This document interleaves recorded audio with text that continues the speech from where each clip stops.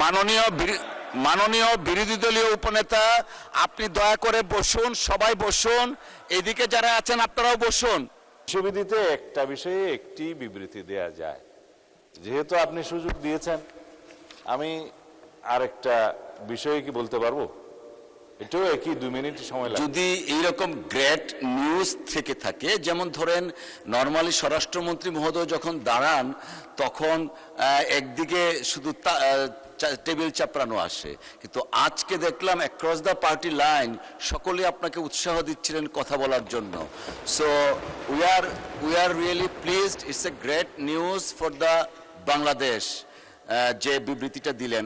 এখন যদি আরেকটা এরকম গ্রেট নিউজ থাকে, of course you are allowed to, subject to your consideration যে গ্রেট নিউজ কিনা। এই বিষয়টা বোধহয় এইদিকেই তালি হবে, ওইদিকে তালি হবে, এই নিশ্চয়তা দিতে পারতেছি না। না, এইদিকে যদি তালি না পড়ে তাহলে তালির মানে তালি দিলে ভালো হবে। আমরা আইনের শাসন প্রতিষ্ঠা করছি, আমি বলতে দিলে বলি কি আমরা একটু পরে শুনি, এই তালিটার ঐক্যটা থাকুক, আমরা একটু আলোচনা করি, পরে আবার শুনতে পারবো। এই সুবিধাতে আমরা এটা শোনার জন্য বোধহয় সবাই অপেক্ষা করছে। আচ্ছা জি, ধন্যবাদ। আচ্ছা ঠিক আছে, বলেন। মাননীয় স্পিকার, আমি দলের নাম নিতাম না, যেহেতু এটা বিষয়ে কিছু ক্লেম করা হয়েছে সেই জন্য দিচ্ছি।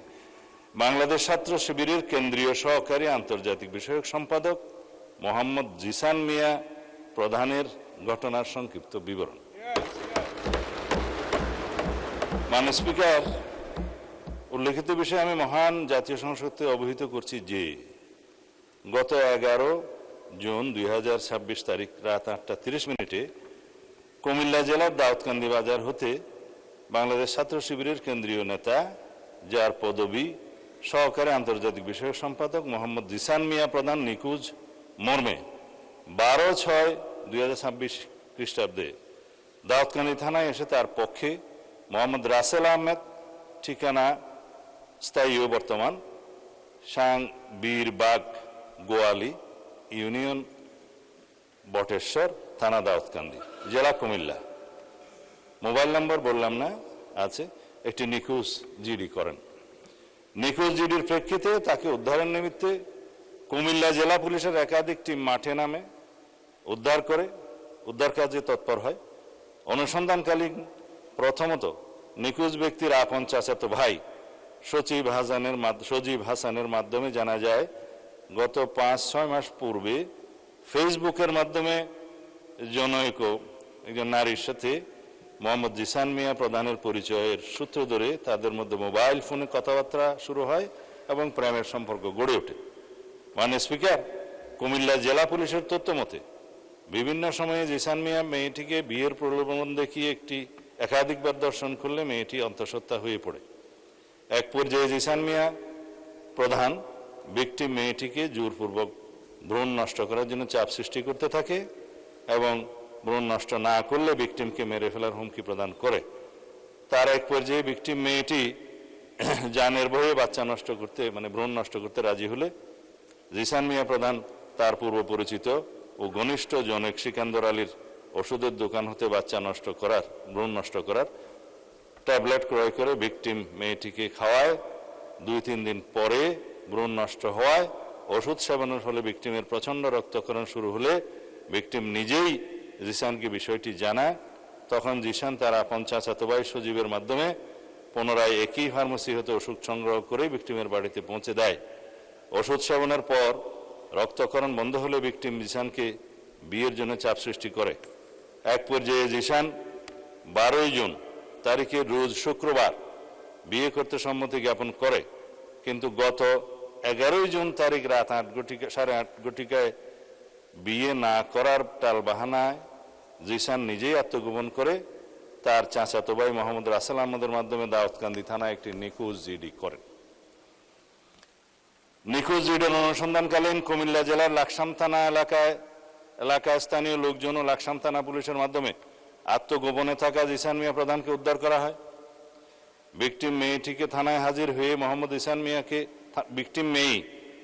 মেয়েটি থানায় হাজির হয়ে মোহাম্মদ জিসান মিয়া প্রধানকে 1 নম্বর আসামি করে ধর্ষণে সহযোগিতা এবং ভ্রূণ নষ্ট করার অভিযোগে অপর 3 জন যথাক্রমে মোহাম্মদ সজীব হাসান, সেকান্দর আলী ও মোহাম্মদ গোলাম রব্বি সহ মোট 4 জনের নাম উল্লেখ করে এজাহার দায়েরের প্রেক্ষিতে দাউদকান্দি মডেল থানার মামলা নম্বর 13 তারিখ 13/6/2026 খ্রিস্টাব্দ ধারা নারী ও শিশু নির্যাতন দমন আইনের 9(খ)/30 তৎসহ 313, 506 এবং 34 পেনাল কোড রুজু করা হয়।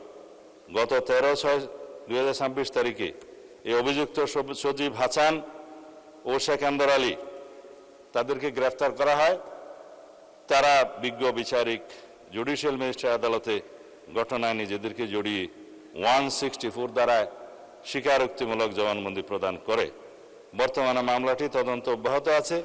যেহেতু মাননীয় স্পিকার এই বিষয়ে অনেকেই ভেরিফাইড ফেসবুক পেজে তার নিখোঁজের বিষয়টি অন্যভাবে বর্ণনা করে সরকারকে দায়ী করতে চেয়েছিল এবং প্রকৃত ঘটনা উদ্ঘাটনের পরে সেটা আমরা মনে করলাম এই ঘটনা জাতির সামনে প্রকাশ করা দরকার। আমি এই মহান জাতীয় সংসদের মাধ্যমে এটা প্রকাশ করলাম। ধন্যবাদ মাননীয় স্পিকার। ধন্যবাদ মাননীয় স্বরাষ্ট্রমন্ত্রী।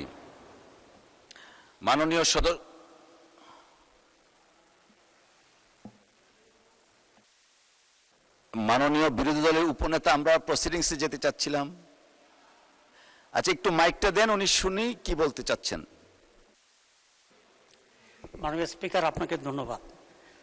প্রথম কথা হচ্ছে, বলা হয়েছিল যে স্বরাষ্ট্রমন্ত্রী 300 বিধিতে একটা বিবৃতি দেবেন এবং সেই হিসাবে আমরা ওনাকে অ্যালাউ করেছিলেন।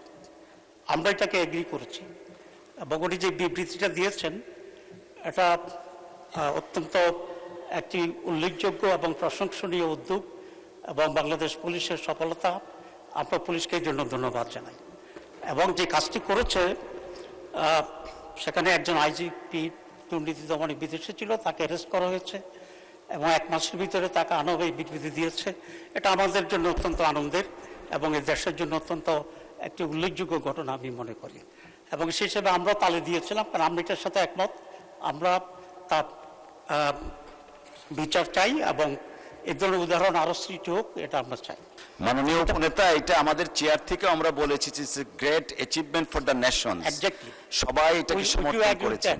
কিন্তু এই সুযোগ নিয়ে উনি একটি দলকে কেন্দ্র করে পরবর্তী পর্যায়ে যে স্টেটমেন্টটা দিয়েছেন, এটা মাননীয় উপনেতা, আমি একটু আপনাকে, যদি বইটার সামনে থাকে আমি একটু পড়ে শোনাতে চাই, একটু দয়া করে যদি ধৈর্য ধরতেন। 300 বিধিতে বিবৃতি দেওয়ার পর এই ব্যাপারে কোনো কোশ্চেন করা যায় না। এটা আমাদের ওই রিটেন একটা যে কনস্টিটিউশনের মতো এটা সংসদের। উনি কিন্তু পরবর্তী যে বক্তব্যটা, সবাই যদি কথা বলেন তাহলে ওনাকে উপনেতা কেন বানিয়েছেন? দয়া করে বসেন। যেহেতু বিরোধী দলের নেতা নেই, উপনেতাকে ফ্লোর দেওয়া হয়েছে, তাহলে ওনাকে কেন বানালেন? আচ্ছা, ধন্যবাদ। না, আপনি জি জি প্লিজ, মাননীয় সদস্যবর্গ, অত্যন্ত নিন্দনীয়। জি মাননীয় উপনেতা, আপনি বলুন। জি জি, আজকে স্বরাষ্ট্রমন্ত্রী পরবর্তী পর্যায়ে যে সাবজেক্টটা বলেছে, আপনার এটা এলাও করা উচিত হয়নি না জেনে, 1 নম্বর কথা। 2 নম্বর কথা হচ্ছে, আমি কিন্তু আগেরটাও জানতাম না, আগের বিবৃতিটা কি ছিল সেটাও জানতাম না। আপনি বলেন কি বলতে চাচ্ছেন প্লিজ। কিন্তু ভেরি আনফরচুনেট থিং হচ্ছে এই যে আমার জানা নাই স্বরাষ্ট্রমন্ত্রী পরবর্তী পর্যায়ে একটি আনডিসাইডেড ম্যাটারকে, বিতর্কিত বিষয়কে এখানে পার্লামেন্টে এরকম বক্তব্য রাখা কোন একটি দলকে করে, এটা বোধহয় বাংলাদেশের পার্লামেন্টের ইতিহাসে এই প্রথম বলেই আমি মনে করি। এবং এটা মনে হচ্ছে আমার কাছে যে মাননীয় স্বরাষ্ট্রমন্ত্রী একটি দলকে কন্ডেম করার জন্য ইন্টেনশনালি এটা এখানে প্রেস করেছে। ঘটনাটা যেটা হয়েছে, আমি এখন জানতে চাচ্ছি যে জিশান এখন কোথায় আছে, 1 নম্বর। 2 নম্বর কথা হচ্ছে, এখানে কুমিল্লার পুলিশ জিশানের সাথে কারো কথা বলতে, সাংবাদিকদেরকেও দেখা করতে দিচ্ছে না এবং যে মেয়েটার কথা বলা হয়েছে ওই মেয়েটার সাথেও কাউকে কথা বলতে দেওয়া হচ্ছে না। তাহলে এটা কেন? এখানে কি কোনো প্লট তৈরি হচ্ছে?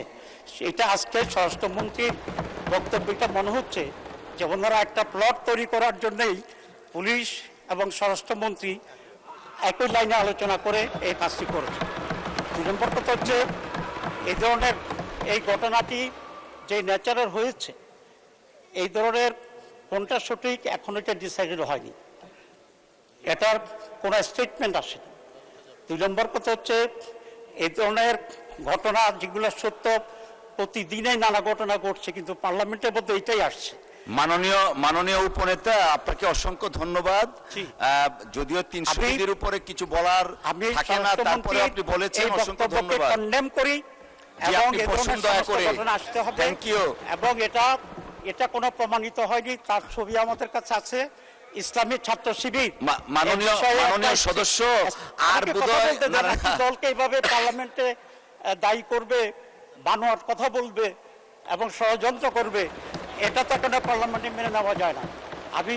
আমি মনে করি স্বরাষ্ট্রমন্ত্রী এটা উইথড্র করা উচিত, অথবা আপনি এটাকে এক্সপান্ড করা উচিত, কারণ এছাড়া ছবি আমাদের কাছে আছে। এখন মাননীয় সদস্য, আপনি একটু বসেন, আমাকে একটু বলার সুযোগ দেন। জি, না না, এটা দেখতে খারাপ দেখা যায়, আপনি একটু বসুন প্লিজ, টেক ইউর সিট,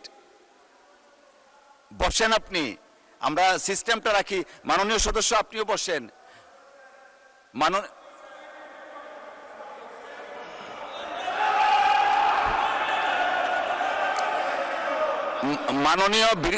মাননীয় বিরোধী দলীয় উপনেতা, আপনি দয়া করে বসুন, সবাই বসুন, এদিকে যারা আছেন আপনারাও বসুন, আপনারা বসুন বসুন বসুন।